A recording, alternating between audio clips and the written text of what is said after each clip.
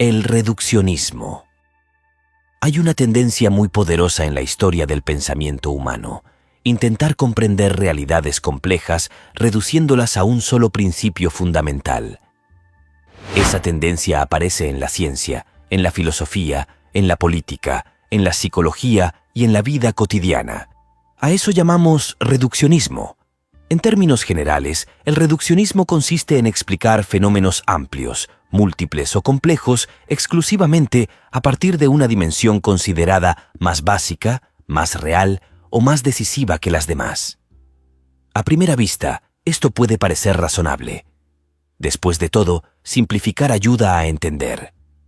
Muchas veces avanzar en conocimiento exige aislar variables, distinguir causas y buscar estructuras elementales. El problema aparece cuando esa simplificación deja de ser una herramienta metodológica y se convierte en una visión total, es decir, cuando una parte empieza a presentarse como si fuera el todo. Pensemos en esto con una situación cotidiana. Una persona atraviesa tristeza profunda, agotamiento y pérdida de sentido. Una explicación reduccionista podría decir: todo es solo química cerebral. Otra podría afirmar: todo se debe únicamente a traumas infantiles. Otra más: es pura falta de voluntad. Cada una puede contener elementos parciales de verdad, pero cuando una sola dimensión pretende agotar el fenómeno, algo importante se pierde. La experiencia humana rara vez cabe por completo en una sola causa. El reduccionismo tiene múltiples formas.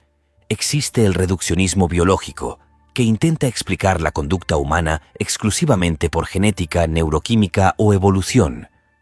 Existe el reduccionismo económico, que interpreta toda vida social solo en términos de intereses materiales. Existe el reduccionismo psicológico, que traduce fenómenos culturales, históricos o políticos únicamente a procesos mentales individuales. Incluso existe un reduccionismo moral, donde decisiones complejas se simplifican en categorías rígidas. Esto no significa que esas dimensiones no importen. Importan mucho. El problema surge cuando una explicación válida se absolutiza.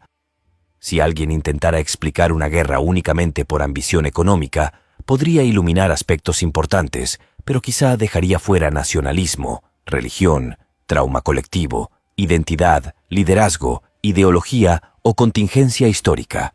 La realidad social suele operar en múltiples niveles simultáneos. El reduccionismo puede producir claridad y ceguera al mismo tiempo.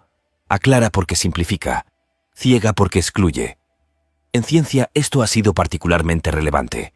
Reducir ciertos procesos biológicos a componentes químicos permitió avances enormes. Pero incluso en ciencia, muchos sistemas, como ecosistemas, conciencia o sociedades, muestran propiedades emergentes que no siempre se comprenden completamente descomponiéndolos solo en partes aisladas. Saber de qué está hecho algo no siempre basta para entender cómo funciona en niveles superiores de organización. Pensemos en una obra musical. Puede analizarse por notas, frecuencias o estructuras matemáticas. Todo eso aporta comprensión real, pero ninguna de esas dimensiones por sí sola agota la experiencia estética, emocional o cultural de escucharla. Conocer componentes no siempre equivale a comprender totalidad. En filosofía, el reduccionismo también plantea una pregunta antropológica profunda. ¿Qué ocurre cuando el ser humano es explicado exclusivamente desde una sola lógica? Si somos solo biología, solo economía, solo lenguaje o solo deseo, algo puede volverse más inteligible, pero también puede empobrecerse nuestra comprensión de la pluralidad humana. Esto se vuelve especialmente delicado en política. Reducir personas a cifras, clases, identidades únicas o funciones productivas puede facilitar administración o movilización ideológica, pero también puede borrar complejidades reales. Cuando una sociedad reduce individuos a una sola categoría, corre el riesgo de convertir la comprensión en simplificación estructural. Pensemos en una persona. Puede ser organismo biológico, sujeto psicológico, miembro político, ser cultural, conciencia moral y existencia histórica al mismo tiempo. Ninguna de estas dimensiones, por sí sola, parece suficiente para capturar toda su complejidad. Comprender no siempre significa reducir hasta borrar diferencias. A veces significa articular niveles distintos sin negar su complejidad. Por eso, Una de las tareas más difíciles del pensamiento serio consiste en encontrar explicaciones rigurosas sin caer en simplificaciones que transformen herramientas parciales en dogmas totales. Lecturas recomendadas. Edgar Morin, Introducción al pensamiento complejo. Karl Popper, La miseria del historicismo. Isaiah Berlin, El erizo y la zorra. Thomas Nagel, Una visión de ningún lugar.